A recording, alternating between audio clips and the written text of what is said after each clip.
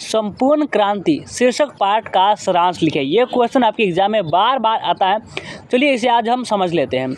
संपूर्ण क्रांति शीर्षक अंश 5 जून 1974 के पटना के गांधी मैदान में दिए गए जयप्रकाश नारायण के भाषण का एक अंश है।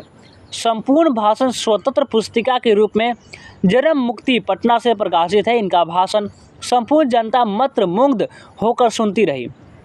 भाषण के बाद लोगों के हृदय में क्रांतिकारी विचार धधक उठे और आंदोलन के विराट रूप धारण कर लिया। पटना के गांधी मैदान में फिर न वैसी भीड़ इकट्ठा हुई और न वैसा कोई प्रेरक भाषण हुआ।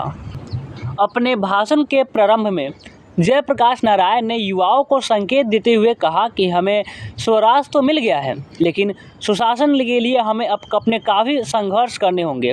भाषण के क्रम उन्होंने नेहरू जी का उदाहरण दिया।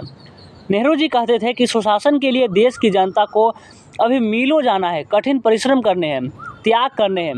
जेपी ने कहा कि अभी समाज में भूख, महंगाई, भ्रष्टाचार जैसे दानव वर्तमान है, उनसे हमें लड़ना होगा, आंदोलन करना होगा। इसके लिए जनता को तैयार रहना होगा।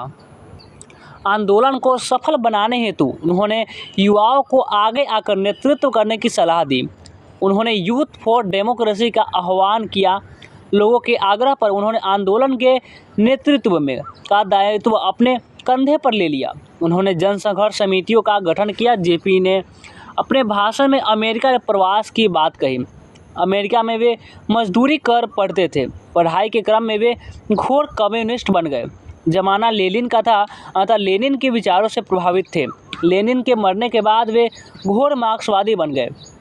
अमेरिका से लौटकर वे कांग्रेस में दाखिल हो गए।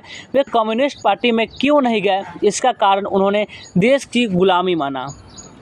जेपी आंदोलन के क्रम में जो सभा हुई थी, उस सभा को विफल बनाने में कांग्रेस सरकार ने कौन कौन से हथकंडे अपनाए, इसकी भी चर्चा उन्होंने अपने भाषण में की है। लोगों को ट्रेनों से उतारा गया, लाठियां चलाई गई। जेपी ने इसे लोकतंत्र पर कलंक माना।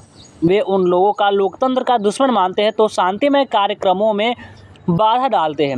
वे इंदिरा जी की चर्चा करते हैं। उनके अनुसार उनकी लड़ाई किसी व्यक्ति से नहीं, बल्कि उनकी गलत नीतियों, उनके गलत सिद्धांतों से, उनके गलत कार्यों से है। भाषण के क्रम में वे बापू एवं जवाहरलाल नेहरू की प्रशंसा करते हैं। वे गांधी जी के विरोध भी करते थे, क्योंकि वे घोर कम्युनिस्ट जो थे, नेहरू जी के वे भाई कहा करते थे।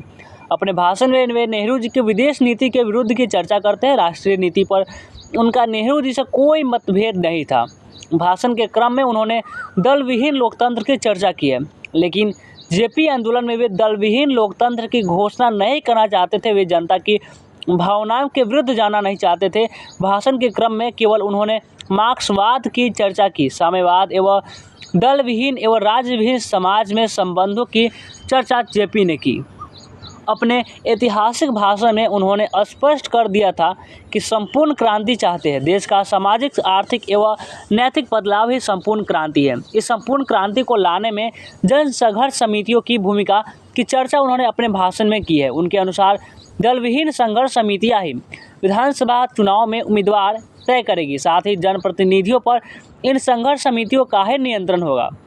जनप्रतिनिधि निरंकुश न हो, इसका ध्यान जन समितियों को रखना होगा। यह संघर्ष समितियां अस्थायी रूप से कार्य करेगी। साथ ही यह समितियां केवल लोकतंत्र के लिए ही नहीं, बल्कि सामाजिक, आर्थिक और नैतिक क्रांति के लिए अथवा संपूर्ण क्रांति के लिए कार्य करेगी।